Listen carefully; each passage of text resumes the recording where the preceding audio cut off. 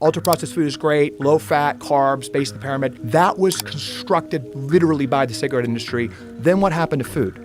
Chronic disease wasn't that big of a deal in the 1970s and 1980s. You look at the graph of all chronic conditions, there's just a sharp turn in the 1980s. It's literally almost to the year of the Surgeon General report saying smoking wasn't great. The second that report came out, Philip Morris and R.J. Reynolds were two of the largest companies in the world. It wasn't like Microsoft and Google on the top companies list. It was like cigarette companies. You know, dopamine is a really good thing to sell, which the tech companies do now. And they used their cash piles. And by 1990, the three largest M&A deals in American history, in world history, were cigarette companies buying food companies. So you had Nabisco bought by R.J. Reynolds, you had Kraft and U.S. Food and you see those graphs of all the food companies owned by like a couple companies? That was the cigarette companies. And they did two things very, very intentionally. They took over the institutions of trust to say ultra-processed food was healthy, and then they took their scientists and rigged the food itself to make it more addictive. Not to kill kids, but to make it more addictive. So you had the literal food pyramid, which said ultra-processed food is great, low-fat, carbs, base of the pyramid.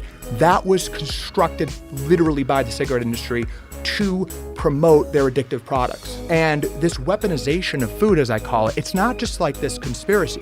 Literally the cigarette industry, those two companies, Philip Morris and R.J. Reynolds, were the two largest food producers in the United States.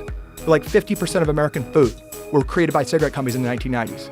And they have got us addicted and weaponized this food, and all chronic conditions have just shot up. It's because that ultra-processed food, literally by tobacco industry scientists, hijacks our evolutionary biology. The byproduct of this cheap addictive food, which we don't even have research for yet, is that it's sprayed with all these chemicals. It's sprayed with 10,000 chemicals that are allowed in the United States when only 400 are allowed in Europe.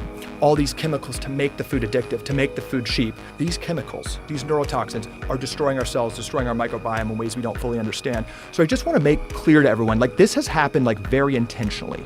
And it can be undone pretty quickly too, but we have to realize this isn't a conspiracy. It's true corruption